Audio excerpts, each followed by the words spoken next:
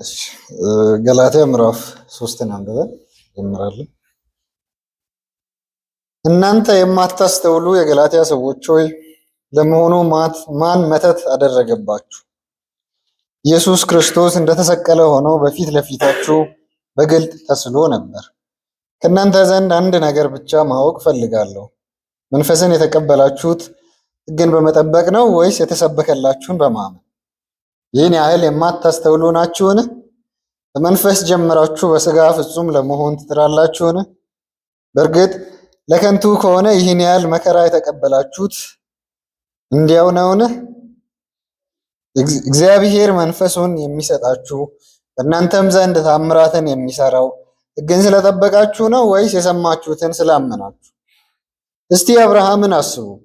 እሱ እግዚአብሔርን አመነ፣ ጽድቅም ሆኖ ተቆጠረለት። እንግዲህ እነዚህ የሚያምኑት ለአብርሃም ልጆች እንደሆኑ አስተውሉ። መጽሐፍ እግዚአብሔር አሕዛብን በእምነት እንደሚያጸድቅ አስቀድሞ በማየት አሕዛብ ሁሉ በአንተ ይባረካሉ በማለት ወንጌልን ለአብርሃም አስቀድሞ አስታወቀው። ስለዚህ በእምነት የሆኑት የእምነት ሰው ከሆነው ከአብርሃም ጋር ብሩካን ናቸው። ሕግን በመጠበቅ የሚተማመን ሁሉ ከእርግማን በታች ናቸው። በሕግ መጽሐፍት የተጻፈውን ሁሉ የማያደርግ የተረገመ ነው ተብሎ ተጽፏልና። ጻድቅ በእምነት ይኖራል ስለተባለ ማንም በእግዚአብሔር ፊት በሕግ እንደማይጸድቅ ግልጽ ነው። ሕግ በእምነት ላይ የተመሰረተ አይደለም። ነገር ግን ሕግጋትን የሚፈጽም ሰው በእነርሱ በሕይወት ይኖራል ተብሏል። በእንጨት ላይ የሚሰቀል ሁሉ የተረገመ ነው ተብሎ ስለተጻፈ ክርስቶስ ስለኛ እርግማን ሆኖ ከሕግ እርግማን ዋጅቶናል። ለአብርሃም የተሰጠው በረከት በክርስቶስ ኢየሱስ ለአሕዛብ እንዲደርስ ዋጅቶናል። ይኸውም በእምነት የመንፈስን ተስፋ እንድንቀበል ነው ይላል። እንጸልይ። እግዚአብሔር አባታችን አምላካችን ሆይ በኢየሱስ ክርስቶስ ስም ስለ ቸርነትህ ምሕረትህ እናመሰግናለን። ዛሬ አንተን እዚህ ተገናኝተን ማምለክ እንድንችል ስምህን መቀደስ እንድንችል ጊዜ ስለሰጠህን እናመሰግናለን። አሁንም ደግሞ ቃልህን ብታስተምረን እንጸልያለን። በኢየሱስ ክርስቶስ ስም አሜን። እስካሁን ድረስ ገላትያ የገላትያን መልእክት ስንመለከት የጳውሎስ አርጊመንቶችን ተከትለን ለመሄድ እየሞከርን ነበር። ስለዚህ ጳውሎስ ምን እያለ ነው በእያንዳንዱ ቁጥሮች የሚለውን እያነሳን ነበር። ስለዚህ ከምዕራፍ 1 እና 2ን ስንመለከት ጳውሎስ በዛ ውስጥ ኦቶሪቲውን ዲፌንድ እያደረገም እንደነበር አንስተን ነበር። ኦቶሪቲውን ዲፌንድ አድርጓል ማለት የወንጌሉን ምንነት በዛ ውስጥ ዲፌንድ እያደረገ ነው። ስለዚህ ያንንም እንዴት ነው የሚያደርገው ሲባል ወንጌሉን የተቀበለው እግዚአብሔር እንደሆነ በመገለጥ እንደሆነ ጳውሎስ በተደጋጋሚ ይናገራል። ያንን ቁጥር 11 ላይ ምዕራፍ 1 ላይ ከማንም ሰው አልተቀበልኩም፣ ከማንም አልተማርሁም፣ ይልቁንስ በመገለጥ ከኢየሱስ ክርስቶስ ተቀበልሁት እያለም ሲናገር ተመልክተናል። ከዛም ሆል የመጽሐፉን ኮንቴክስትም ስንመለከት ለገላትያ ሰዎች ይሄን መጽሐፍ የሚጽፍበት ግብ ወይም ኦቶሪቴቲቭሊ አንዳንድ ቦታዎች ላይ ጠንከር አድርጎ ሙግትኑም ከዛ ቁጣውንም ሲገልጽ እንመለከታለን።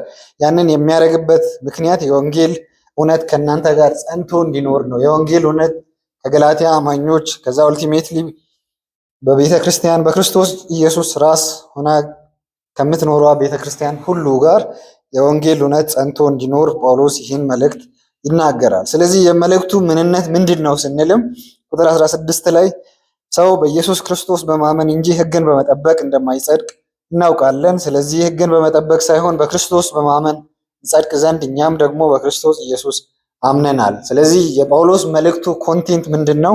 ጳውሎስ የወንጌል እውነት ብሎ እያወራ ያለው ጸንቶም እንዲቆም የሚፈልገው መልእክት ምንድን ነው ስንል ሰው በኢየሱስ ክርስቶስ በማመን ነው እንጂ የሚጸድቀው በሕግ ስራ እንደማይጸድቅ ግልጽ ነው። ያንን ጳውሎስ ዲፌንድ እያደረገ እንደሆነም ተመልክተን ነበር። ስለዚህ ምዕራፍ 3 እና 4ን ስንጀምርም እንደተባባል ነው ቴዎሎጂካል አሰርሽን ይሰራል። ጳውሎስ ከመጽሐፍ ቅዱስ ጥቅሶችን እያመጣ ዲፌንድ ያደርጋል። አሁን አሰርት ያደረገውን በክርስቶስ ኢየሱስ በማመን ነው ጽድቅ የሚገኘው፣ በሕግ ስራ አይደለም። ሕግ ስራን በመጠበቅ አይደለም፣ ሕግጋትንም በመጠበቅ አይደለም ጽድቅ የሚገኘው የሚለውን ከመጽሐፍ ቅዱስ ጥቅሶችን እያመጣ ያነሳል።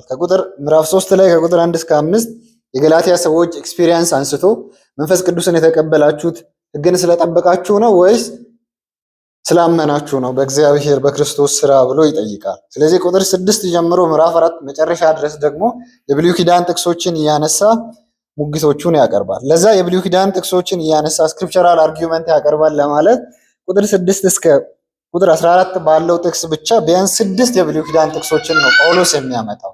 6 የብሉይ ኪዳን ጥቅሶችን አምጥቶ ይሄው በኢየሱስ ክርስቶስ በማመን ነው በእምነት ነው እንጂ ጽድቅ የሚገኘው በስራ አይደለም የሚለውን ሙግቱን ያስቀምጣል። ለዛም ባለፈው ሳምንት ስንመለከት 6 እስከ 9 ባለው ሁለት ጥቅሶችን ጳውሎስ ከዘፍጥረት መጽሐፍ ያመጣል። በዛም አብርሃም የእምነት አባት የተባለው አብርሃም በማመን ነው እንጂ ጽድቅን ያገኘው በስራ አይደለም፣ በግዝረትም አይደለም። የሙሴ ሕግም ከመሰጠቱ በፊት እግዚአብሔር አብርሃምን እንደ ጻድቅ ቆጥሮታል። እሱንም የቆጠረው የእግዚአብሔር ቃል ኪዳኖችን አብርሃም ስላመነ ነው የሚለውን ሰመሪ ሰርተን ነበር። አሁን ዛሬ የምንመለከተው ቁጥሮች ላይ ከ10 እስከ 14 እንመለከታለን። ቢያንስ 4 የብሉይ ኪዳን ጥቅሶችን ጳውሎስ ይጠቀማል። እነሱን እያንዳንዳቸውን ያመጣና ለሙግቱ ማብራሪያ እንዲሆኑለት አንድ ከዛ ሌላው ከዚህ መረዳት የምንችለውም ባለፈውም እንዳልነው በየትኛውም ዘመን በየትኛውም ጊዜ በክርስቶስ ኢየሱስ በእግዚአብሔር የጸደቀ በእግዚአብሔር ፊት ጻድቅ ሆኖ የታወጀ ሰው ካለ ያ ሰው የጸደቀው በእምነት ነው እንጂ በሕግ ስራ እንዳልሆነ መረዳት እንችላለን። ስለዚህ ዘፍጥረት 12ን ባለፈው አይተናል። ዘፍጥረት 15ንም የአብርሃም ታሪክ ላይ እንመለከታለን። ዛሬም 4 ጥቅሶችን እናያለን። ከብሉይ ኪዳን ጳውሎስ ያመጣቸዋል። በእነሱ ሁሉ ጳውሎስ ፑሽ እያደረገ ያለው በሕግ ስራ ጽድቅ አይገኝም፣ በክርስቶስ ኢየሱስ በማመን ብቻ ነው ጽድቅ የሚገኘው ይላል። ቁጥር 10 ሕግን በመጠበቅ የሚተማመኑ ሁሉ ከእርግማን በታች ናቸው፣ በሕግ መጽሐፍት የተጻፈውን ሁሉ የማያደርግ የተረገመ ነው ተብሎ ተጽፏል።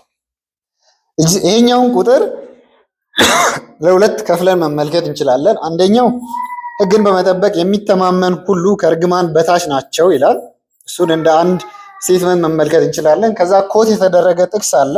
እሱም በሕግ መጽሐፍ የተጻፈውን ሁሉ የማያደርግ የተረገመ ነው የሚል ስቴትመንት አለ። ስለዚህ ሳማው ኦርደሩን ገልብጠን ብንመለከት ለመረዳት ይጠቅማል ብዬ አስባለሁ። በሕግ መጽሐፍ የተጻፈውን ሁሉ የማያደርግ የተረገመ ይሁን የሚለው የተወሰደው ከዘዳግም ምዕራፍ 27 ነው የተወሰደው ቁጥር 26። ስለዚህ ያንን ኮንቴክስት ብንረዳ ጳውሎስ ምን እያለ እንደሆነ እዚህኛው ቁጥር ላይ ለመረዳት አይከብደንም። ዘዳግም ምዕራፍ 27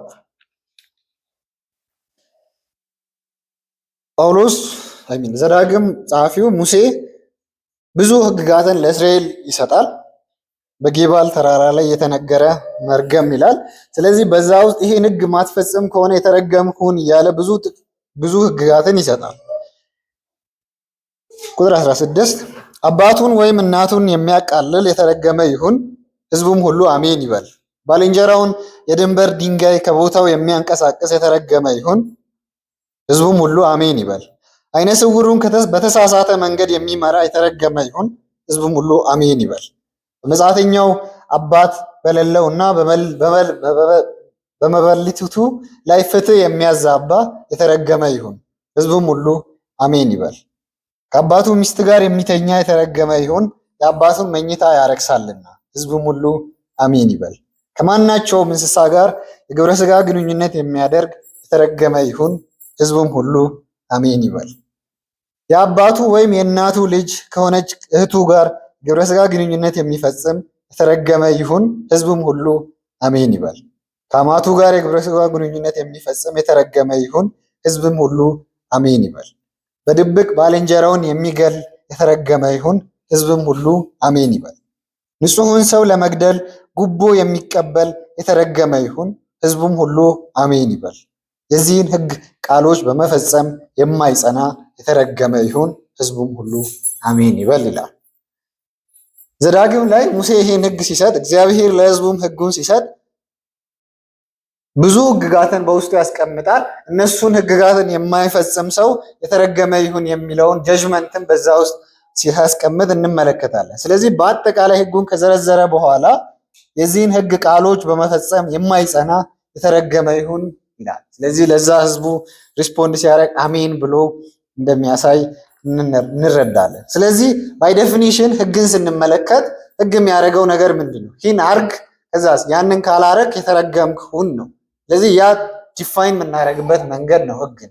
ስለዚህ ህግ ይሄን የመጀመሪያው ትእዛዙንም ብንመለከት ከፍሬው አትብላ፣ ያንን በበላ ጊዜ ሞትን ትሞታለህ ነው። ስለዚህ ምድራዊ በሆነው ሙሉ በሙሉ አዳም በህግ ስር ሆነ፣ ያንን ፈተና ወደቀ። ስለዚህ በጉስቅልና በኃጢአት ስር ወደ መሆንም መጣ። ያም እርግማን ነው ማለትም እንችላለን። ስለዚህ ህግ የሚያደርገን ነገር ምንድን ነው?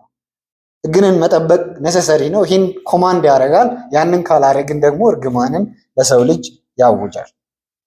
ስለዚህ የህግ ቲዎሪው ምንድን ነው ሲባል በህግ መጽሐፍት የተጻፈውን ሁሉ የማያደርግ የተረገመ ይሁን የሚለው አሰርሽንን መመልከት እንችላለን።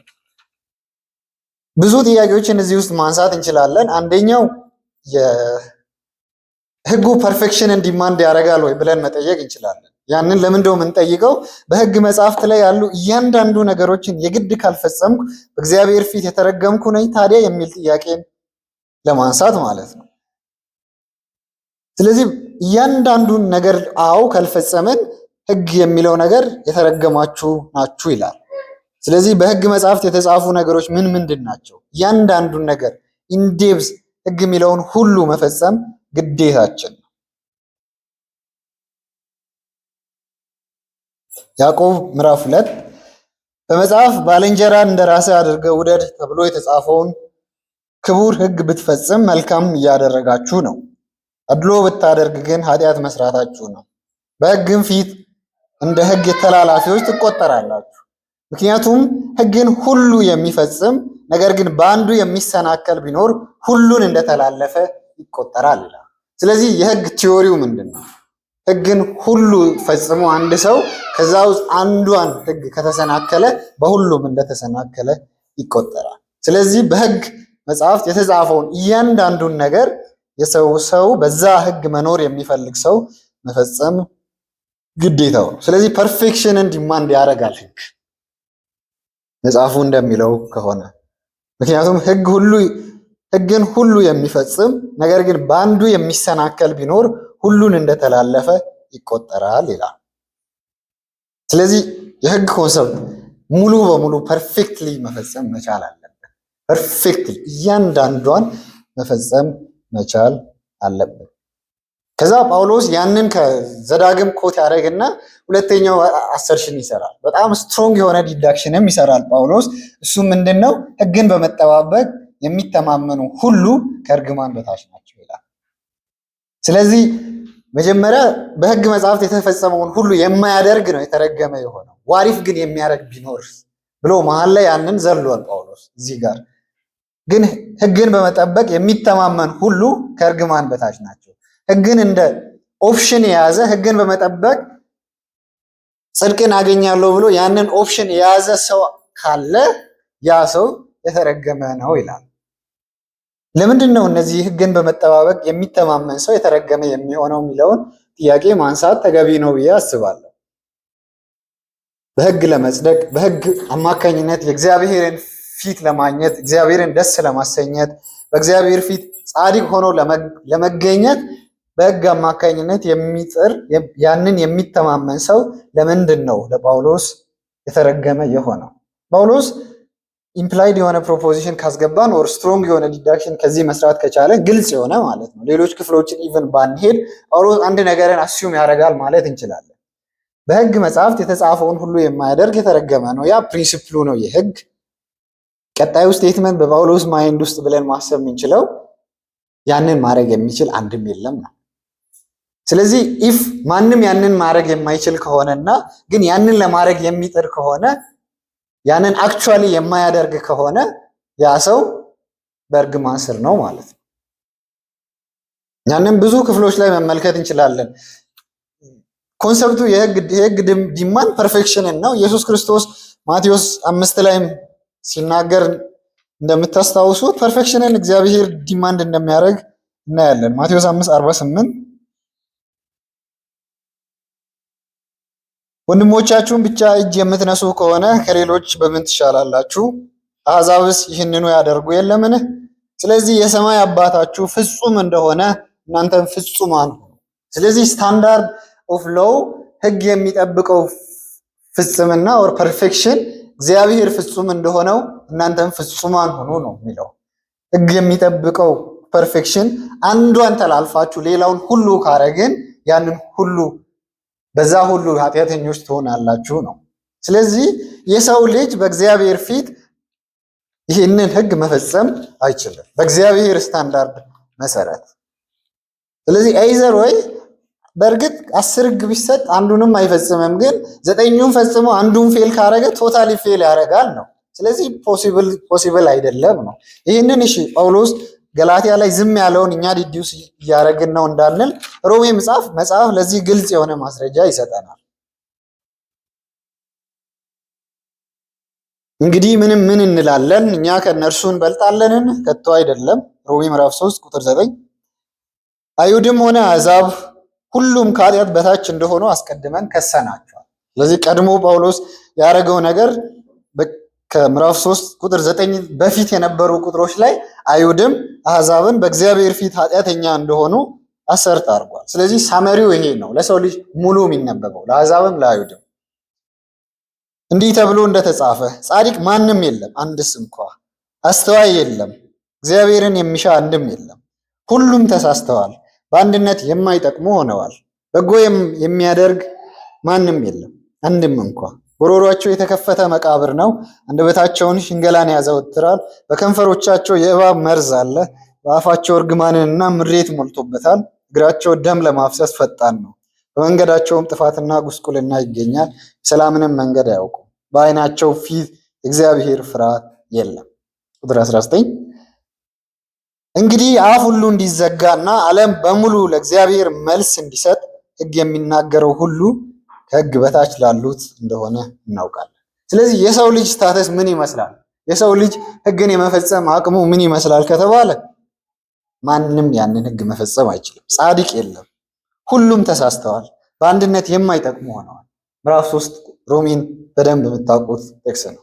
ስለዚህ የሰው ካፓሲቲ ያንን ሕግ ለመፈጸም ለዛውም ፐርፌክሽን መፈጸም ምንም ዜሮ ነው። ስለዚህ የጳውሎስ ሳመሪ ምንድን ነው?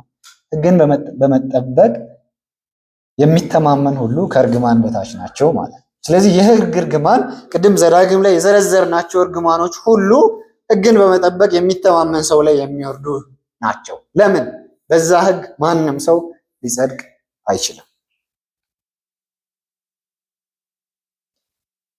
የተረገመ ይሁን ማለት ምን ማለት ነው ብለን መጠየቅ ተገቢ ነው። በእግዚአብሔር ፊት እግዚአብሔር ሕግን ይሰጣል። ከዛ እግዚአብሔር ዳኛ ነው። በዛ በእግዚአብሔር ፊት ከኪዳናዊ የሆነ በረከት ኤክስክሉድ መደረግ ነው ይላል አንድ ሰው ዲፋይን ሲያደርግ፣ ኦር ለእግዚአብሔር ዘላለማዊ መለኮታዊ ለሆነ ቁጣ መጋለጥ ነው ይላል። ስለዚህ የተረገማችሁ ሁኑ ብሎ ጳውሎስ ምዕራፍ 1 ላይ ሐሰተኛ አስተማሪዎች መላእክትም ቢሆኑ የሚለው ሮሜ 9 ላይም እኔ ራሴ የተረገምኩ ልሁን እያለ የሚያወራው ከዘላለም ከሆነው ዘላለም ሕይወትን ከማግኘት የተቆረጥኩ ልሁን፣ ወደ ገሃነም የተጣልኩ ልሁን እንደማለት ነው። ስለዚህ በሕግ ለመጽደቅ የሚሞክር ሰው ምንድን ነው? እጣ ፋንታው እርግማን ነው። ምን ማለት ነው እሱ? ወደ ዘላለም ገሃነመ እሳት መጣል ነው።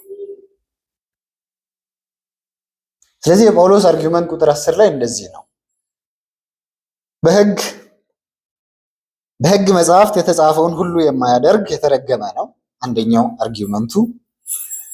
ከዛ ደግሞ ማንም ሕግ የሚጠይቀውን ዲማንድ ሊፈጽም በፍጹምነት በፐርፌክሽን ሊፈጽም አይችልም። ኢምፕላይድ የሆነ አርጊውመንት ነው ይሄ።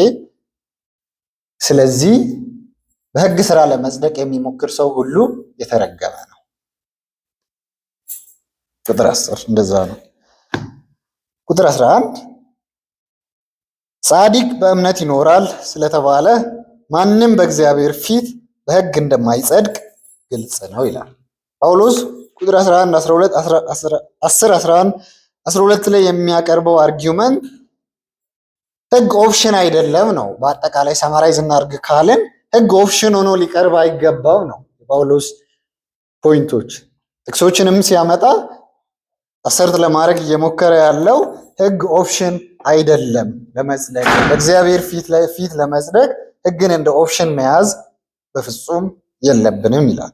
ስለዚህ አሁንም ሌላ ጥቅስ ያመጣል። ቁጥር 11 ላይ ጻድቅ በእምነት ይኖራል ስለተባለ ማንም በእግዚአብሔር ፊት በህግ እንደማይጸድቅ ግልጽ ነው። ስለዚህ አሁንም ይሄን ለሁለት ከከፈልን የመጀመሪያው ጳውሎስ እያለ ያለው አሰርሽን ማንም በእግዚአብሔር ፊት በህግ እንደማይጸድቅ ግልጽ ነው። ስለዚህ የመጀመሪያው ይሄን መመልከት ያለብን እቺን ፍሬዝ በደንብ ተመልከቷል። በህግ እንደማይጸድቅ ግልጽ ነው። በማ ፊት? ይሄን ጥያቄ ራሳችሁን ጠይቁት። እሱንም ስትመለከቱ በማ ፊት? ሜቢ አንድ ሰው በሌላው ሰው ፊት ሪሌቲቭ የሆነ ራይቸስነስ ሪሌቲቭ የሆነ አንጻራዊ የሆነ ጽድቅ ይኖረው ይሆናል። ግን ጳውሎስ ያንን የሚያስወግደው ማንም በእግዚአብሔር ፊት በህግ እንደማይጸድቅ ግልጽ ነው። ስለዚህ የህግ ስራን ህግን ስናስብ ሁሌም ማሰብ ያለብን በእግዚአብሔር ፊት ያለን ጀጅመንትን ነው ማለት ነው። በእግዚአብሔር ፊት ማድረገው ነገር ምን አይነት ኢምፕሊኬሽን አለው፣ እግዚአብሔር ምን ይለዋል ለማለት ነው። ስለዚህ ከላይ እንደተረዳ ነው ማንም ህግን ሊፈጽም አይችልም። ማንም በህግ ስራ ሊጸድቅ አይችልም። ያንን የሚፈልግ ሰው ከሆነ የተረገመ ነው። ለምን? ያ ለምን ሆነ ሲባል ማንም በእግዚአብሔር ፊት በህግ እንደማይጸድቅ ግልጽ ስለሆነ። ማንም ለምንድን ነው በእግዚአብሔር ፊት መጽደቅ ማይችለው የሰው ልጅ? I think we all know that ኃጢአተኛ የወደቀ ሰዎች ስለሆነ እንኳን በወደቀው ዓለም ያለን ሰዎች ይቅርና ከፎል በፊት ያለውም ሰው በተሰጠውን ህግ ጠብቆ መፈጸም አልቻለም። እሱ ግን አቅም አልነበረውም ሳይሆን ብቻ አልቻለም ነው። በራሱ ነፃነት ኃጢአትን መርጧል። ከዛ በኋላ ያለው ሰው ግን ምንም ቢተጋ ምንም ማድረግ አይችልም በእግዚአብሔር ፊት። ለዛም ጳውሎስ ያመጣው ጥቅስ አለ ጻድቅ በእምነት ይኖራል ስለተባለ። ስለዚህ ፖዚቲቭ አሰርሽኑ ኦር ከቁጥር 10 ጋር የሚገናኘው ጥቅስ የቁጥር 10 ኮንክሉዥንም ማለት እንችላለን። ግን ማንም በእግዚአብሔር ፊት በህግ እንደማይጸድቅ ግልጽ ነው። that's positive claim። ለምንድን ነው ይሄን የምትለው ጳውሎስ? ምክንያቱም መጽሐፍ ምን ይላል? እስካሁን ድረስ ጳውሎስ ከቁጥር 6 ጀምሮ ምዕራፍ 3 ላይ መጽሐፍትን እያጣቀሰ ነው አርጊውመንት የሚያቀርበው ብለናል። አንደኛው መጽሐፍ ጥቅስን ቁጥር 10 ላይ ጠቅሷል። ሁለተኛውን ደግሞ ቁጥር 11 ላይ ይጠቅሳል። ጻድቅ በእምነት ይኖራል። ይሄ መጽሐፍ ቅዱስ ላይ አይ ቲንክ ሮሜ ምዕራፍ 1 ላይም ተጠቅሷል። ዕብራውያን መጽሐፍ ላይም እንደተጠቀሰ እናውቃለን። ብዙ ጊዜም ስለ ጀስቲፊኬሽን ባይ ፌዝ አለው ሲነሳ ይሄ ጥቅስ ይነሳል። ዕንባቆም ምዕራፍ 2 ከቁጥር 4 እግዚአብሔር እንዲህ ሲል መለሰ፣ በቀላሉ እንዲነበብ ራእዩን ጻፈው፣ በሰሌዳውም ላይ ቅረጸው። ራእዩ የተወሰነለትን ጊዜ ይጠብቃልና ስለ መጨረሻውም ይናገራል፣ እርሱም አይዋሽም። የሚዘገይ ቢመስልም ጠብቀው፣ በእርግጥ ይመጣል፣ ከቶ አይዘገይም። ቁጥር 4 እነሆ እርሱ ታብዮአል፣ ምኞቱ ቀና አይደለም፣ ጻድቅ ግን በእምነት ይኖራል ያለ ዕንባቆም ጸሐፊው ይቀጥላል። የእግዚአብሔር ንግግር ነው ዕንባቆም ላይ ያለው። ጥያቄው እንዴት ነው ዕንባቆም ምዕራፍ 2 እና ገላትያ ምዕራፍ 3 ላይ ቁጥር ጳውሎስ የሚገናኘው ብለን እንጠይቃለን። ምክንያቱም እዚህኛው ኮንቴክስት ላይ ጳውሎስ አርጊው ያደረገ ያለው ስፔሻሊ ቁጥር 10 እስከ 12 በህግ ጽድቅ አይገኝም በህግ እርግማን ነው እንጂ የሚገኘው ብሎ ነው አርጊው ያደረገ ያለው። ስለዚህ ጻድቅ በእምነት ይኖራል ጳውሎስ ሲል ምን ማለቱ ነው? ለምንድን ነው ይሄን የተጠቀመው? ሮሜ ምዕራፍ 1 ላይ እዚህ ጋርም ለምንድን ነው የተጠቀመው? ተመሳሳይ ኮንቴክስት ነው ሮሜ ላይም እየተጠቀመ ያለው ጳውሎስ። የዕንባቆም አውድ ስንመለከት የዕንባቆም ምዕራፍ 1 ስንመለከት እግዚአብሔር በይሁዳ ላይ ፍርድን ለማምጣት ባቢሎን መንግስትን እንደሚያስነሳው ይናገራል። ምዕራፍ 1 ላይ ራሳቸው ያልሆኑት መኖሪያ ስፍራቸውን ለመያዝ ምድርን ሁሉ የሚወሩት ጨካኝና ፈጣን የሆኑትን ባቢሎናውያንን አስነሳለሁ ይላል። ስለዚህ ዕንባቆም ያጉረመርማል እግዚአብሔር ላይ ይህ ለምን ሆነ ብሎ። ነገር ግን እግዚአብሔር ይሁዳ ላይ ፍርድን ለማከናወን ባቢሎናውያንን አስነሳለሁ ይላል። ስለዚህ ባቢሎናውያንን አስነስቶ ፍርድን በእስራኤል ላይ እግዚአብሔር እንደሚሰጥ ይናገራል። ከዛ ምዕራፍ 1 ላይ እንደገናም ዕንባቆም አርጊው ያደርጋል ከእግዚአብሔር ጋር። ለዛም እግዚአብሔር ምላሽ የሚሰጥበት ክፍል ነው። ስለዚህ እግዚአብሔር አሁን ምዕራፍ 2 ላይ እየተናገረ ያለው ስለ ባቢሎን ነገስታት ነው። የባቢሎን ነገስታት ይታበያሉ፣ ምኞታቸውም ቀና አይደለም። ስለዚህ እግዚአብሔር አሳልፎ የሰጠውን እግዚአብሔር ነው እስራኤልን አሳልፎ ለባቢሎን የሰጠው እግዚአብሔር ነው በዛ ውስጥ ፍርዱን ለማከናወን ባቢሎንን የመረጠው። ነገር ግን ያንን እንደ ፕራይድ ነው ባቢሎናውያን የሚቆጥሩት። ስለዚህ ሁለት ኦፕሽን አለ እዚህ ጋር። አንድ ፍርዱ እስራኤል ላይ ሊመጣ ነው። ሁለት ያ ፍርድ ደግሞ ሰርቲንሊ እግዚአብሔር በተናገረው በባቢሎናውያን አማካኝነት በእስራኤል ላይ ይከናወናል። ጥያቄው የእግዚአብሔር ሕዝብ በእግዚአብሔር የሚተማመን ሕዝብ በዚህ ውስጥ በምን አይነት ኮንቪክሽን ይቆይ ነው። ምክንያቱም የእግዚአብሔር ፍርድ መምጣቱ አይቀርም፣ እግዚአብሔር በቁጣው መገለጡ አይቀርም። በዚህ ሁኔታ ውስጥ እግዚአብሔርን የሚያምን በእግዚአብሔር የሚተማመን ሰው እግዚአብሔርን በእውነተኛ መንገድ የሚጠብቅ ሰው በምን ሁኔታ ይጠብቅ ነው። የዕንባቆም ጥያቄ ለምንድን ነው ዊክድ የሆኑ ኔሽኖች እኛ ላይ ፍርድን የሚያመጡት ነው። የእግዚአብሔር መልስ ግን እንደዚህ አይነት ፍርዶችን ስንመለከት መጽሐፍ ቅዱስ ላይ እምነትን የሚፈትኑም ናቸው ለህዝቡ። ስለዚህ እግዚአብሔር ላይ ምን ያክል ህዝቡ እንደሚተማመንና እንደማይተማመን ለማወቅ እንደዚህ አይነት ፍርዶች እንደዚህ አይነት ጀጅመንቶች ወሳኝ ናቸው። ምንም በሌለበት ለምሳሌ የአብርሃምን ታሪክ ባለፈው ተመልክተን ነበር።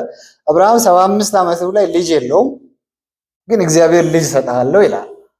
ስለዚህ ልጅ በሌለበት ወቅት ላይ የአብርሃም ሪስፖንስ ምን አይነት ነው መሆን የነበረበት? የእግዚአብሔርን ቃል አመነ፣ እሱም ጽድቅ ሆኖ ተቆጠረለት ነው ያልነው። በይሁዳ ኬዝ ዕንባቆም መጽሐፍ ላይም ስንመለከት ፍርድ እየመጣ ነው። እግዚአብሔር ፍርድ አይቀሬ ነው፣ ያ ይመጣል በእርግጠኝነት። ግን ደግሞ እግዚአብሔር ቤዛነትንም ሪዲም ያደርጋል እስራኤላውያንን፣ ያም ግልጽ ነው።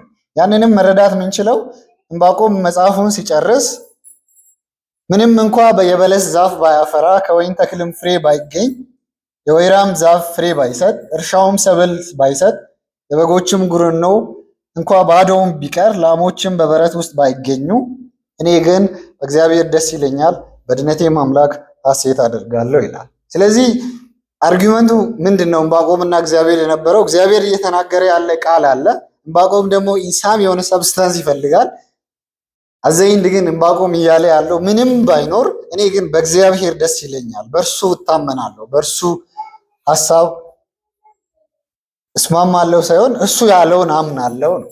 ስለዚህ ቁጥር 4ን በዛ ፍሎውን ሙሉውን አላስረዳውም ፎር ሹር፣ ግን በዛ ፍሎው እንመልከት ካልን እነሆ እርሱ ታብየዋል። ቁጥር 4 ላይ ማን ነው እርሱ የሚለው ባቢሎናውያን ነው ብለው ነው የሚተረጉሙት። ካልቪን ኮሜንታሪውን ቼክ ማድረግ ትችላላችሁ። ከዛ ምኞቱም ቀና አይደለም፣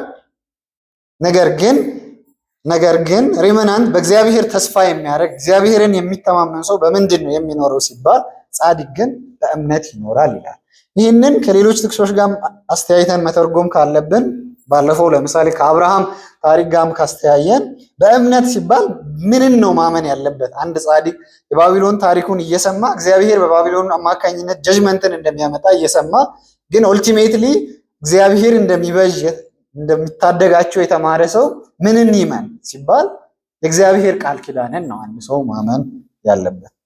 ስለዚህ ለእስራኤላውያን የሚሰጥ የእግዚአብሔር ቃል አለ፣ የተሰጠም የእግዚአብሔር ቃል አለ።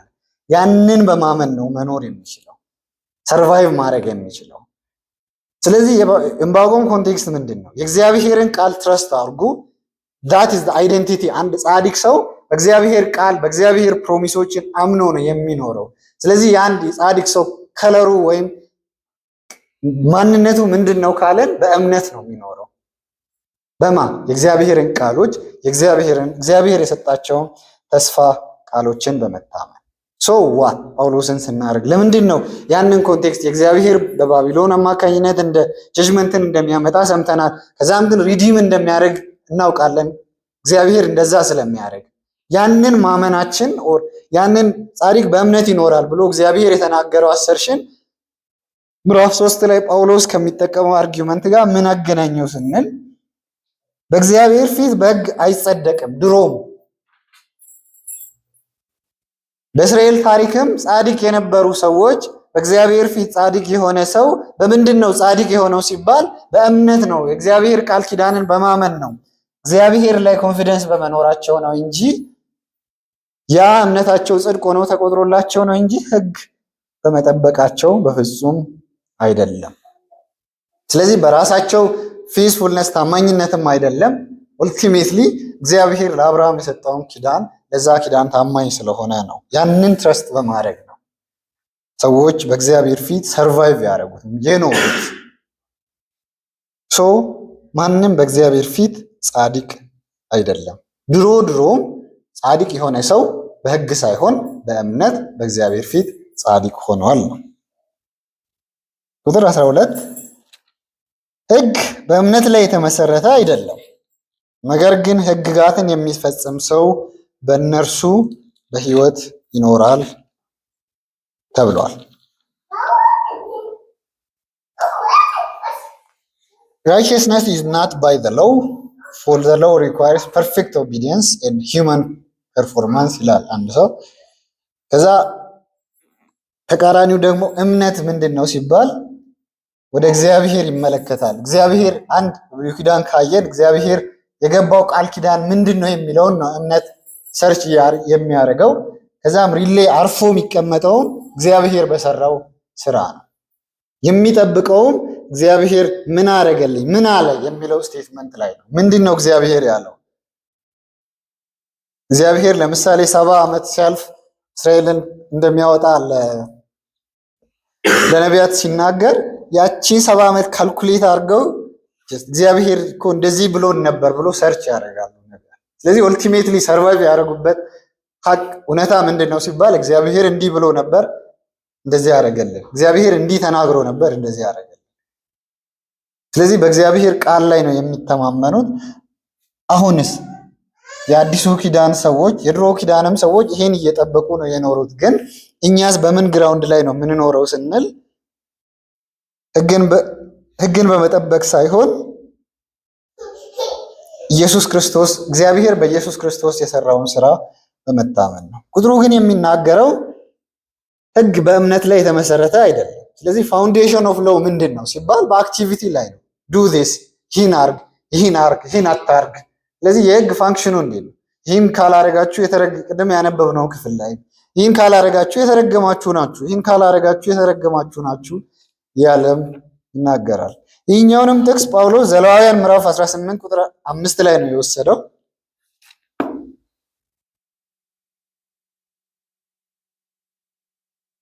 ስርዓቴንና ሕጌን መጠብቁ እነዚህንም የሚጠብቅ በሕይወት ይኖርባቸዋልና እኔ እግዚአብሔር ነኝ ይላል። ይህኛውን ጥቅስ ለመፍታት ልትል ቤት አስቸጋሪም ሊሆን ይችላል። ግን በሕይወት ይኖራል ሲል እግዚአብሔር እውነት በሕግ አማካኝነት ዘላለማዊ ሕይወት እንደሚገኝ አስዩም እያደረገ ነው ይሄን እየተናገረ ያለው የሚለውን እንጠይቅ ይሆናል። ስለዚህ ዋሪፍ ያንን ሕግ አንድ ሰው ቢፈጽም ሲባል ቁጥር 10 ላይ ያንን ነግተናል። ማንም ሕግን መፈጸም የሚችል የለም ብለናል። ነገር ግን የጳውሎስ አርጊውመንት ኮንቴክስቱ ጋር ብቻ አያይዘን ከተረዳን ጳውሎስ እያለ ያለው ሕግጋትን የሚፈጽም ሰው በእነርሱ በሕይወት ይኖራል። አትሊስት ሃይፖቴቲካሊ ፍጹም ሕግን አንድ ሰው ከፈጸመ አይዲያሊ ማለት ነው በእነሱ አማካኝነት ነው ሕይወትን ሊያገኝ የሚችለው ዋን ኦፕሽን። ሌላ ኦፕሽን ምንድን ነው? ጳውሎስ ቁጥር 13 ጀምሮ ይናገራል። ነገር ግን አይዲያሊ ሕግን ሰው በፍጹም መጠበቅ አለበት። ስለዚህ ይሄ ቢሊቪንግ ኤንድ ዱይንግ ኮምፓሪዥን አለ። አርጉና እመኑ፣ በእግዚአብሔር ታመኑ፣ ይህን አርጋችሁ ስጨርሱ ነው። ኢየሱስ ክርስቶስም ያንን ስታንዳርዱን ሲያሳይ ባለጠጋውን ሰውዬ ጋር የነበራቸውን ኮንቨርሴሽን ታስታውሳላችሁ። መንግስተ ሰማያት ለመግባት ምን ያስፈልገኛል ሲል ሕግን ሁሉ ፈጽም አለው። እኔ ከልጅነቴ ጀምሮ ይህን ሁሉ አድርጌያለሁ አለ። ስጨርስ ና ነው። ሕግ አንድ ደረጃ ከፍ ሲል ያለን ሁሉ ሽጠህ ተከተለኝ ነው። ስለዚህ ሕግ ሁሌም አንድ ደረጃ እያደገብን ነው የሚመጣው። ሕይወትን ለማግኘት በጣርን ቁጥር ወደዛ ነው ከፍ የሚለው። የመናኝ ጉዞ አንድ አኒሜሽን ነው የተሰራውን ተመልክታችሁ ከሆነ እዛ ላይ እንዴት ያደርጋሉ? ክርስቲያን ጉዞውን እያደረገ ከሸክሙ ለማረፍ ህገኛ የሚባል ሰው ጋር ሰጀስት ይደረጋል። ወደዛም ሲሄድ ፊልሙ ላይ ምን ያደርጉታል? መጽሐፉ ላይ እንደዛ አያደርግም፣ ግን ኢማጂኔሽናቸው ጥሩ ይመስላል። ይራመዳል ህገኛ የተባለው ጋር ለመሄድ። ነገር ግን በተጠጋ ቁጥር ተራራው እየሰፋበት ነው የመጣው። ይጠጋል፣ ምንም ኦልሞስት ትንሽ እንደሄደ ተራራው ገዘፈበት። ህግም የሆነው እንደዛ ነው። አታመንዝር ተብሎ ተጽፏልና እኔ ግን እላችኋለሁ አትመኝ ነው የሚለው ህግ። ቀጥሎ እኔ አልመኝም ሲባል ኢት ዊል ኮንቲኒው። ያው እሱ የማያደርግ ሰው የለም። ፋውንዴሽኑ የህግ ምንድን ነው? እምነት አይደለም፣ በእግዚአብሔር መታመን አይደለም፣ የእግዚአብሔር ቃሎችን ተስፋ ማድረግም አይደለም። ፋውንዴሽኑ ዱ ዚስ ኤንድ ሃቭ ላይፍ ነው። ቁጥር 10 ላይ እንደተመለከትነው ከሆነ ግን ላይፍ የለም በሱ። ቁጥር 13 ከመጀመሪያ በፊት እዚህ ውስጥ መናገር የምፈልጋቸው ነገሮች አሉ። 3 ፖይንቶችን ቢያንስ አንስቼ ልለፍ። የመጀመሪያው የኃጢአትን ትርጉም በስርዓት አንደርስታንድ ማድረግ፣ በተለይ ቁጥር 13 እና 13ን ስፔሻሊ ስንመለከት ያግዘናል። ምን ማለት ነው ኃጢአት? ምን ማለት ነው ኃጢአት? አንድ ሁለተኛ ህግን በመጠበቅ የሚተማመኑ ሁሉ ከእርግማን በታች ናቸው። የሚተማመኑ ሁሉ ሲባል እያንዳንዱ ኢንዲቪጁዋል የሆነን እኛን ይመለከተናል ወይ ብለን መጠየቅ እንችላለን። ኃጢአት ካቴኪዝማችን ላይ ከተመለከታችሁ አጭር ምላሽ ነው ያለው። ዋንት ኦፍ ኮንፈርሚቲ ኦር ትራንስግሬሽን ኦፍ ሎው ኦፍ ጋድ ይላል።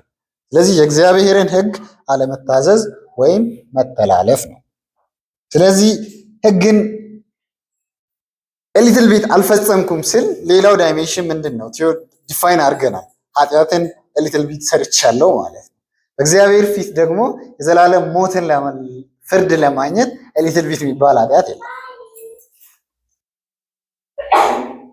ምን ማለት ነው? ጳውሎስ ህግን በመፈጸም ጽድቅ አይገኝም፣ ህግን በማድረግ ይህ አይቻልም፣ ምክንያቱም የህግ ዲማንድ ፐርፌክሽን ነው አለ። ስለዚህ አንዷን የኃጢአት ኮማንድ አለማድረግ፣ ፖዚቲቭሊ አታርግ የተባለውን ማድረግም ይሁን አርግ የተባለውን አለማድረግም ይሁን ትንሿን አለማድረግ ባይ ዴፊኒሽን ኃጢአትን መስራት ነው። ስለዚህ የኃጢአት ጥንካሬን በህግ በኩል ኃጢአት እንረዳለን እንላለን። አዎ፣ ግን የኃጢአት ጥንካሬ መመልከት ከፈለጋችሁ አንዲት ህግን ማወቅ በቂ ነው። እሱም ምንድነው? ፍሬዋን አትብላ የምትለዋን ማለት ነው። ፍሬዋን አትብላ የምትለዋ ትእዛዝ ምንድን ነው? ሪዛልት ያደረገችው ሲን እንደ ሚዝሪ ብለናል አይደል?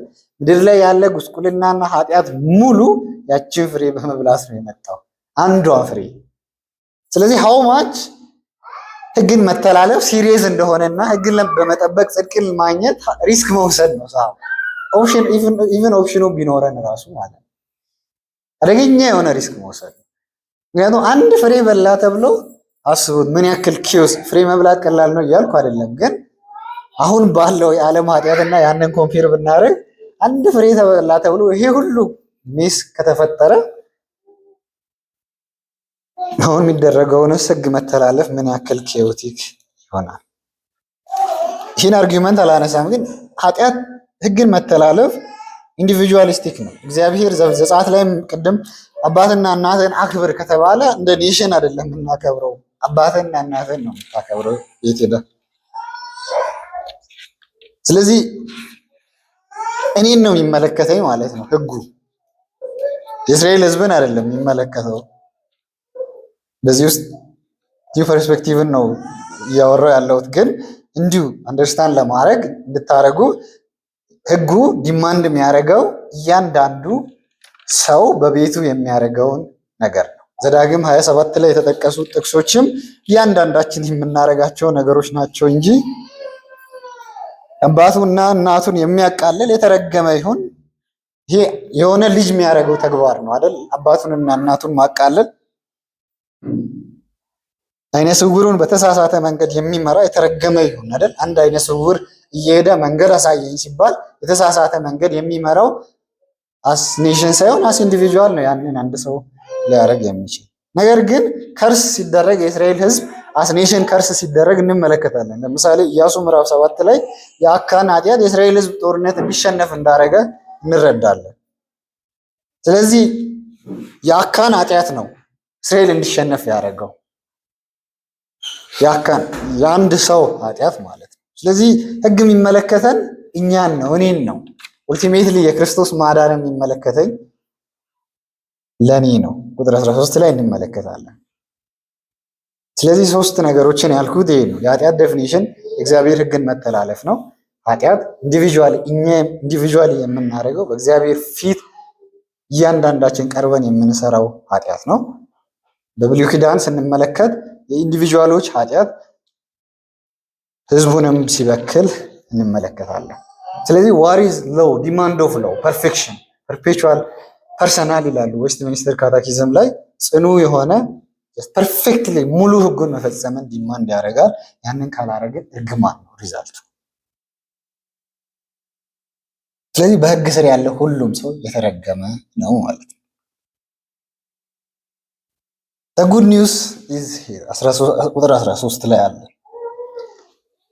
በእንጨት ላይ የሚሰቀል ሁሉ የተረገመ ነው ተብሎ ስለተጻፈ ክርስቶስ ስለኛ እርግማን ሆኖ ከሕግ እርግማን ዋጅቶናል።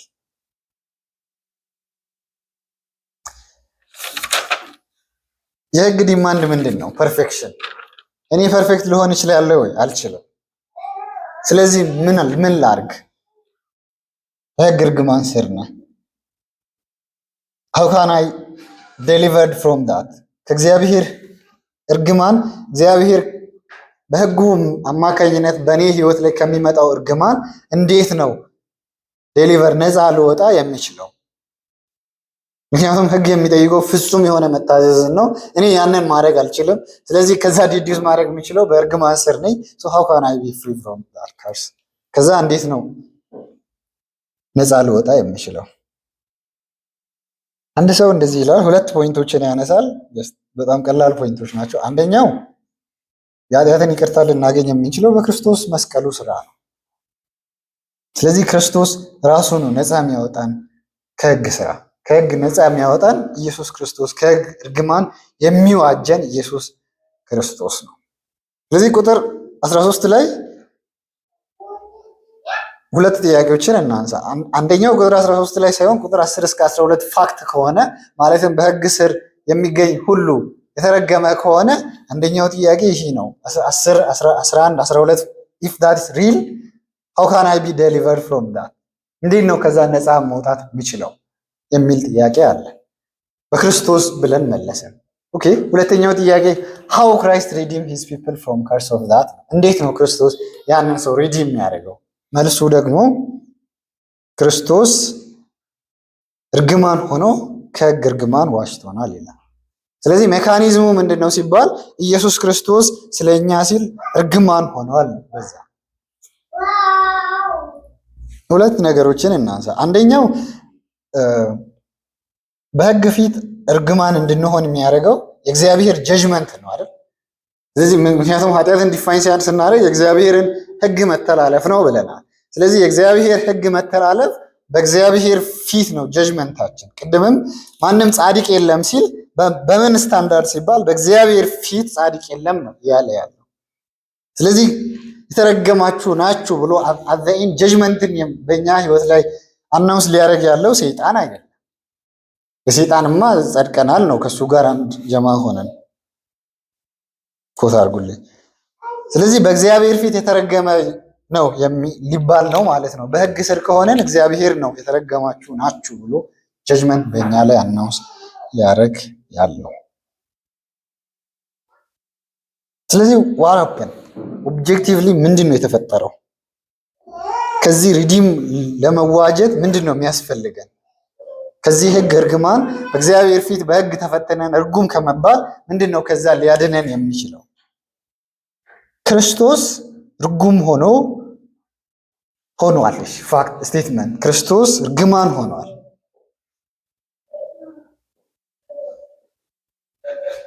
ከባድ ስቴትመንት ነው አይደል? ባይ ቢካሚንግ አ ካርስ የሚለው። ስለዚህ ይሄ መልካም ዜና ነው፣ ግን ቃሉ ይከብዳል። ቃሉ መጽሐፍ ቅዱሱ ስለሚል እኔ እላለሁ ክርስቶስ እርግማን ሆኗል። ግን ራሱ ከሰራው ኃጢአት ራሱ ከበደለው በደል ሳይሆን ራሱ የእግዚአብሔርን ሕግ በመተላለፉ ሳይሆን ምንም ኢየሱስ ክርስቶስ የተላለፈው ሕግ የለም። እግዚአብሔርን አልበደለም። ምንም ኢየሱስ ክርስቶስ ያጠፋው ጥፋትም የለም። ነገር ግን ሂስቶሪካል ፋክት ነው ኢየሱስ ክርስቶስ በመስቀሉ እርግማን ሆኖ እንደተሰቀለ። ያ እውነታ ነው። ለምንድን ነው ኢየሱስ እንደዛ የተሰቀለው? ጳውሎስ ይናገራል። ስለኛ የሚል ምላሽን ይሰጣል ጳውሎስ። ስለዚህ ኦልቲሜትሊ ለምንድን ነው ኢየሱስ ክርስቶስ ከርስ የሆነው በመስቀሉ ከተባለ ቢኮዝ ኦፍ አስ ፎር አስ ደግሞ ለእኛ ሲል ነው። በእኛ ምክንያት ነው እዛ የሆነው፣ ለእኛ ሲል ነው እሱንም የሆነው። ኢሳይያስ ምዕራፍ 53 ለዚህ ጥሩ ሰመሪ ነው ብዬ አስባለሁ።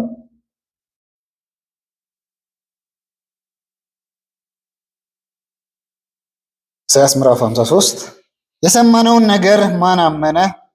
እግዚአብሔርስ ክንድ ለማን ተገለጠ?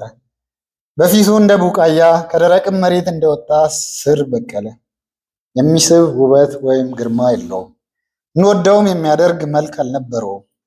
በሰዎች የተናቀና የተጠላ የሕማም ሰውና ስቃይ ያልተለየው ነበር። ሰዎች ፊታቸውን የሚያዞሩበት አይነት የተናቀ ነበር፣ እኛም አላከበርነውም። ቁጥር 4 ይህን ስሙ። በእርግጥ እርሱ ደዌያችንን ወሰደ፣ ሕመማችንንም ተሸከመ። እኛ ግን እግዚአብሔር እንደተመታ እንደተቀጸፈም እንደተሰቃየም ቆጠርነው። ቁጥር 5 ይህንንም ስሙኝ።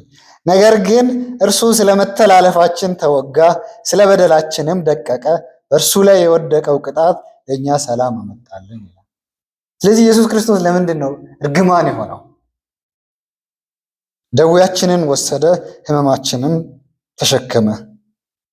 ስለ መተላለፋችን ተወጋ፣ ስለ በደላችንም ደቀቀ። ከዚያስ ሪዛልት ያደረገው በእርሱ ላይ የወደቀው ቅጣት ለእኛ ሰላም አመጣለን፣ በእርሱም ቁስል እኛ ተፈወስን ይላል። ስለዚህ ኢየሱስ ክርስቶስ እርግማን በመስቀል ላይ የሆነው ኢየሱስ ክርስቶስ የተሰቀለው የተሰቃየው ቢኮዝ ኦፍ አስ ነው። ስለ በደላችን፣ ስለ ኃጢአታችን፣ ስለ መተላለፋችን ኢየሱስ ክርስቶስ በእግዚአብሔር ተቀጥቷል። በእግዚአብሔር 53 ቁጥር 10 መድቀቁና መሰቃየቱ ግን እግዚአብሔርን ደስ ያሰኘዋል ልበልሽ። እንደዛ አይልም አዲሱ መደበኛ ትርጉም፣ ግን እንግሊዝኛውን ፕሪሰፖዝ ላድርግና እግዚአብሔርን ደስ ያሰኘው ነው። ስለዚህ ስለ መተላለፋችን፣ ስለ በደላችን፣ ስለ ደዌያችን፣ ሕመማችንን ተሸክሞ ኢየሱስ ክርስቶስ በመስቀል ላይ ቆመ፣ እንደ እርግማን ተቆጠረ። ስለዚህ ዋት ዳዝ ኢት ሚን? በሕግ ስር ነበርኩ፣ በሕግ ቀንበር ስር ነበርኩ፣ የሕግ ባሪያ ነበርኩ፣ የኃጢአት የሰይጣን የዓለም ባሪያ ነበርኩ። ከእግዚአብሔር መንግስትም የሸሸው የእግዚአብሔር ጠላት፣ እግዚአብሔርን ከጅምሩ ጀምሮ የበደልኩ ሰው ነበርኩ። ስለዚህ በእግዚአብሔር ሕግ ፊት የእግዚአብሔርን ሕግ በፐርፌክሽን መፈጸም ስለማልችል በእግዚአብሔር ፊት የተረገምኩም ነበርኩ። ስለዚህ ምንድን ነው የተደረገው? እኔ ነኝ የተረገምኩት አይደል? በእግዚአብሔር ሕግ አማካኝነት ፐርፌክት ኦቢዲየንስ ዲማንድ የምደረገው እኔ ነኝ። ስለዚህ በእግዚአብሔር ፊት የተረገምኩ የሆንኩም እኔ ነኝ። እናንተ ናችሁ፣ አንተ አንቺ ነሽ። ስለዚህ እያንዳንዳችሁን ወክሎ ኢየሱስ ክርስቶስ ወክሎ ስል በእናንተ ላይ የሚመጣውን እርግማን ተሸክሞ ወደ እግዚአብሔር ፊት ሄደ። እግዚአብሔር ቀጣው። ከዛም በኋላ ኢየሱስ ዋጀን፣ ነፃ ወጣን። ምትካዊ ሞት አሁንም ያው ወንጌልን መቀማት ነው። ምትካዊ ሞትን ሰረንደር ማድረግ ዳስ ናት ዘ ኬዝ። ነገር ግን ምትካዊ ሞት ስለኛ ኢየሱስ ክርስቶስ በእኛ ምትክ በእኛ ፋንታ ተሰቅሏል የሚለውን አሰርሽንን ማጣት ነው፣ ይህን መተው። ስለዚህ አንደኛው ጳውሎስ ሊል የሚችለው ባለፈውም ቁጥር 1 ላይ ብሏል ያልነው መተት መደረግ ነው። ምትካዊ ሞት እንዲናይ ማድረግ ቁጥር 13 እንዲናይ ማድረግ ማለት ነው። መተት ጳውሎስ ለመሆኑ ማን መተት አደረገባችሁ ይላል። ስለዚህ ጀስት ቢዊችድ ሹድ ቢ የሙጥኝ ማለት አለብን። ፎር ሴክ ኦፍ አርጊውመንት ሳይሆን ለነፍሳችን ብለን ማለት ነው። ከዛ ሉተርን ምዕራፍ 1 ቁጥር 4 ላይም ኮት እንዳደረግ ነው እዚህ ጋርም አለ። ጳውሎስ የሚሰጣቸውን ቃላቶችን ከተመለከታችሁ ስለኛ የምትለዋን ቦልድ አድርጎ ይላል። ሉተርን በልባችሁም ጻፉ ይላል። ምዕራፍ 1 ቁጥር 4 ላይም ሲያብራራ ኢየሱስ ክርስቶስ በመስቀል ላይ እርግማን የሆነው በእግዚአብሔር የተቀጣው ለምንድን ነው? ያንን የሆነው ለምንድን ነው ሲባል ስለኛ የምትል ስቴትመንት አለች። ስለኔ፣ ስለአንቺ፣ ስለእናንተ ኢየሱስ ስለኛ። ስለዚህ እኛ ውስጥ የለንም። ለኔ ኢየሱስ እርግማን አልሆነም፣ እኔ እርግማን እንዲሆንልኝ አልፈልግም። በኢንድ ዊል ቢ ከርስድ ሲኦል ነው ዕጣ ፈንታ። እዛ ስለኛ ነው ኢየሱስ ክርስቶስ እርግማን የሆነው። ስለዚህ ዋት ኢዝ አወር ሆፕ ሲባል በእምነት ወደ ኢየሱስ ክርስቶስ ቀረቡ ለመጽደቅ እንጂ በሕግ ስራ ለመጽደቅ አትትጉ ይላል ጳውሎስ። በአእምሯችሁ ኢየሱስ ክርስቶስ ስለኛ ተሰቅሏል፣ ስለኛ እርግማን ሆኗል የሚለውን ኢሳይያስ 53 ላይ ተመልክተናል። ስለ መተላለፋችን፣ ስለ ደዌያችን የሚለውን አዲስ ኪዳን ላይም ብዙ ጥቅሶችን ማውጣት እንችላለን። እኔ አትሊስት የጻፍኳቸው ዘጸአት ምዕራፍ 12፣ ዘሌዋውያን 16፣ ኢሳይያስ 53፣ ማርቆስ 10፣ ዮሐንስ 11 እያለን ብዙ መዘርዘር እንችላለን። አንድ ጥቅስ ብቻ አንብቤ ልለፍ። ሮሜ ምዕራፍ 3 ቁጥር 21 እስከ 26፣ ሮሜ ምዕራፍ 8 1 እስከ 3፣ አንደኛ ጴጥሮስ ምዕራፍ 2 21 እስከ 25፣ አንደኛ ጴጥሮስ ምዕራፍ 3 ቁጥር 18። ይህን ሁሉ ትይዛላችሁ ብዬ አይደለም፣ ግን ከፈለጋችሁ በኋላም መያዝ ትችላላችሁ። ይሄ ሁሉ ስለ ኢየሱስ ክርስቶስ በእኛ ምትክ እንደሞተ የሚናገሩ ጥቅሶች ናቸው። ሮሜ ምዕራፍ 8 ቁጥር 1 እስከ 3 እንደዚህ ይላል።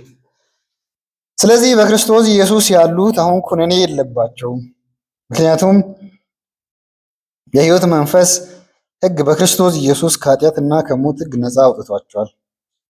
ቁጥር 3 ሕግ ከሥጋ ባህሪው የተነሳ ደክሞ ሊፈጽም ያልቻለውን እግዚአብሔር የገዛ ልጁን በኃጢአተኛ ሰው አምሳል የኃጢአት መስዋዕት እንዲሆን በመላክ ፈጸመው። በዚህም ኃጢአትን በሥጋ ኮነነው። እግዚአብሔር የገዛ ልጁን በኃጢአተኛ ሰው አምሳል የኃጢአት መስዋዕት እንዲሆን በመላክ ፈጸመው። የኃጢአት መስዋዕት እንዲሆን የተላከው ማን ነው? ሮሜ ምዕራፍ 3ን አይታችሁ ከሆነ የኃጢአት መስዋዕት እንዲሆን በመላክ ፈጸመው። ማንን? የገዛ ልጁን። እግዚአብሔር የገዛ ልጁን ስለዚህ ምን አድርጎ ላከ? የኃጢአት መስዋዕት እንዲሆን ላከ። ከዛስ ኢየሱስ ክርስቶስ ተሰዋ፣ የእግዚአብሔርንም ቁጣ አረካ። በዛም እኛን ከሕግ እርግማን ነፃ አወጣን፣ ዋጀን። ኮንክሉድ ያደርጋል ገላትያ ላይ ጳውሎስ ቁጥር 14 ለአብርሃም የተሰጠው በረከት በክርስቶስ ኢየሱስ ለአሕዛብ እንዲደርስ ዋሽቶናል፣ ይኸውም በእምነት የመንፈስን ተስፋ እንድንቀበል ነው ይላል። ባለፈው የአብርሃም እግዚአብሔር ለአብርሃም የሰጠውን ተስፋ ያነሳል። ምን ይላል? እሱም ቁጥር 5 ላይ መጽሐፍ እግዚአብሔር አሕዛብን በእምነት እንደሚያጸድቅ አስቀድሞ በማየት አሕዛብ ሁሉ በአንተ ይባረካሉ በማለት ወንጌልን ለአብርሃም አስቀድሞ አስታወቀ ይላል። ስለዚህ ለአብርሃም የተሰጠው በረከት በክርስቶስ ኢየሱስ ለአሕዛብ እንዲደርስ ዋሽቶናል። ኡልቲሜትሊ ባለፈው ሳምንት የተመለከትነው የአብርሃም ቤተሰብ መሆን የምንችለው የእግዚአብሔር ልጅ መሆን የምንችለው የአብርሃም ኡልቲሜት ልጁ ማለትም በክርስቶስ ኢየሱስ እግዚአብሔር ልጅ የሚያደርጋቸው ውስጥ እንዴት ነው ወደዛ ቤተሰብ ኮሚዩኒቲ እንዴት ነው መግባት የምንችለው ሲባል በክርስቶስ ኢየሱስ በማመን ነው ብለን ነበር። ስለዚህ ዋት ኢዝ ዘ ብሌሲንግ? ለአብርሃም እግዚአብሔር እሰጣለሁ ብሎ የተናገረው በረከት ምንድን ነው? ብዙ በረከቶችን መዘርዘር እንችል ይሆናል። ነገር ግን አንዱ አትሊስት ሰርቴንሊ ቼን ነው አይደል? ድነት ብዙ ጊዜ አንዱ ከአንዱ ይቀጥላል። ለምሳሌ ሮሜ 8 ላይ መንፈስ ቅዱስን ተቀበለን ካለን እንጸድቃለን እንላለን፣ ከጸደቀን እንቀደሳለን እንላለን፣ ከተቀደሰን እንከብራለን እንላለን። እነዚህ አንዱን ከአንዱ ነጣጥለን መመልከት ተገቢ አይደለም። እዚህ የእግዚአብሔር በረከቶች እነዚህ ሁሉንም ያካትታል። ነገር ግን አንዱን ጳውሎስ ይጠቅሳል፣ እሱም ለአብርሃም የተሰጠው በረከት በክርስቶስ ኢየሱስ ለአሕዛብ እንዲደርስ ዋሽቷል። ይኸውም ምንድን ነው በረከቱ ሲባል ጳውሎስ የሚናገረው በእምነት መንፈስን ተስፋ እንድንቀበል ነው ይላል። ዲቴሉን ቼክ ማድረግ ትችላላችሁ። የዚህ አርጊውመንት ጳውሎስ መንፈስ ቅዱስን አንድ ሰው ስፔሻሊ ምዕራፍ 3 ቁጥር 1 እስከ 5 ላይ ማገናኝተን ከተረጎመን ለአብርሃም እግዚአብሔር እሰጣለሁ ያለው በረከት የሚፈጸምበት ሚንሱ በምን በኩል ነው ሲባል በክርስቶስ ኢየሱስ በኩል ነው። ለማን? ለአሕዛብ። ያንን እግዚአብሔር ይሰጣል። የሚሰጠው ደግሞ ስጦታው ምንድን ነው ሲባል መንፈስ ቅዱስን ነው። ብዙ ጥቅሶችን መመልከት ትችላላችሁ። ሐዋርያ ሥራ ምዕራፍ 2 ላይ የተጠቀሰውንም ኢዩኤል ምዕራፍ 2 ቁጥር 28 እስከ 29፣ ኢሳያስ 44፣ ዘኍልቍ፣ ሕዝቅኤል እንደዚህ አይነት መጽሐፍት ላይ መንፈስ ቅዱስን እግዚአብሔር እንደሚሰጣቸው ቃል ኪዳን ቃል ይሰጣል። አዲስን ልብ እሰጣለሁ፣ መንፈስ ቅዱስንም በዛ እሰጣለሁ እግዚአብሔር እያለ ለኤርሚያስም ሲናገር ሰምተናል። ስለዚህ መንፈስ ቅዱስን እንደ ስጦታ የሚሰጠው ለማን ነው? በማ በኩል ነው? በኢየሱስ ክርስቶስ በኩል ነው። ያም ደግሞ እንደ በረከት ነው የተቆጠረው። ለአብርሃም የተሰጠው በረከት ነው ብሎ ነው ጳውሎስ እየነገረ ያለው። በክርስቶስ በኩል ለአሕዛብ ይደርሳል። ለዛም ተዋጅተናል። ያ በረከቱም መንፈስ ቅዱስን ለእኛ መስጠቱ ነው። ስለዚህ መንፈስ ቅዱስን ማግኘታችን ምንድን ነው ሲባል ለአብርሃም እግዚአብሔር የገባው ቃል ኪዳን ፍጻሜ ነው ማለት እንችላለን። ስሩ ዋት? ስሩ ክራይስት ጂሰስ። ከዚህ ውስጥ ምንድነው የምንማረው? እስካሁን ድረስ ጳውሎስ በተደጋጋሚ የሚሞግታቸው አርጊመንቶች ተመሳሳይነት አላቸው። የተለያዩ ጥቅሶችን እያነሳ ነው የሚያወራው እንጂ መንፈስ ቅዱስን የተቀበላችሁት በእምነት ነው አለ። አብርሃም የጸደቀው በእምነት ነው አለ። አሁን ደግሞ ሕግ ቲዎሪቲካሊ ጽድቅን አያስገኝም። በእምነት ላይ ቤዝ ያደረገ ነገር አይደለም ሕግ። ስለዚህ ኢየሱስ ነው።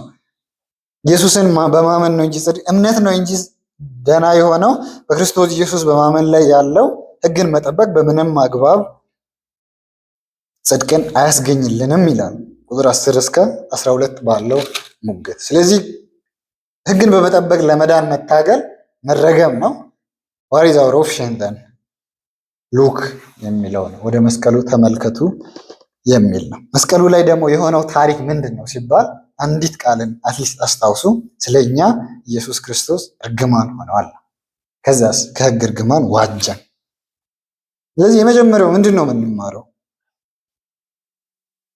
ወደ ክርስቶስ መስቀል መጠጋት ነው ያለን ብቸኛ ኦፕሽን። ከዛስ we should know that። ግን ይህንን ሉተርን ምዕራፍ 3 ላይ ኮት ሳረግ አስታውሳለሁ።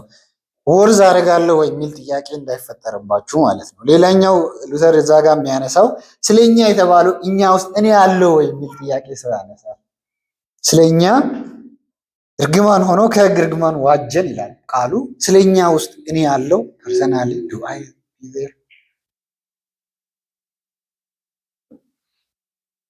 ያ አይ ቲንክ የኢየሱስ ክርስቶስ መስቀል የከፈለውን መስዋዕትነት ትልቅ ነው። ለዛ የእናንተ ኃጢአት ከኢየሱስ ክርስቶስ መስቀል ከማዳን ኃይል በላይ ስትሮንግ አይደለም። ተረድታችሁኝ ከሆነ ብዙ ጊዜ ያንን ሰው ለምንድን ነው የሚለው የራሱን ኃጢአት በጣም ስትሮንግ አድርጎ ስለሚመለከት ነው። ዳስ ጉድ ናት ባድ ኃጢአቱን አንድ ሰው መመልከቱ። ግን ከኢየሱስ ክርስቶስ የማዳን ኃይል አንጻር ግን ስንረዳ የትኛውም ኃጢአት ደካማ ነው። የትኛውም ኃጢአት ባይትሰልፍ ደካማ ነው ማለት አይደለም። ኢየሱስ ክርስቶስ እጅግ በጣም ተቀጥቷል። ለእያንዳንዱ ኃጢአት በቂ የሆነ ቅጣትን ማለት ነው። አብስትራክት አድርገን ደምረን ምናምን የምናገኘው ሳይሆን ኢየሱስ ክርስቶስ ብቻ ተቀጥቷል በእግዚአብሔር ፊት። በዛም እግዚአብሔርን አርክቷል። ደስ የሚያሰኝ መዓዛን እግዚአብሔር አስጥቷል። በዛም ከሕግ እርግማን ዋጅቶናል። በዛም እግዚአብሔር ለአብርሃም የሰጠውን በረከት ሁሉ በክርስቶስ ኢየሱስ ለሚያምን ሁሉ እንዲገኝ አድርጓል። ስለዚህ ብቸኛ ተስፋችን ኢየሱስ ክርስቶስ ነው። ኢየሱስ የሰራው ስራ ነው። በዛ ውስጥ የሙጥኝ መሆን ማለት አስፈላጊ ነው። ሁለተኛ ደግሞ ሁልጊዜ ወንጌልን ሪማይንድ መደረግን ተገቢ ነው። እግዚአብሔርም በኢየሱስ ክርስቶስ በኩል ስለሰራልን ስራ አመስግነን እንጨርስ።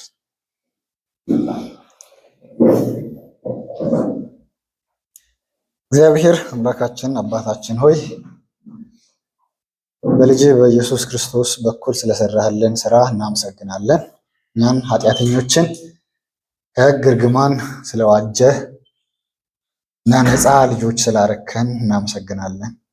በአንተ ፊት ጻድቅ ሆነን እንድንታወጅ ልጅ ለሰራው ስራ ሁሉ ተመስገን። ያንን ስራ ሁል ጊዜ እያስታወስን አምነን መኖር እንድንችል አንተ እርዳን። በኢየሱስ ክርስቶስ ስም አሜን።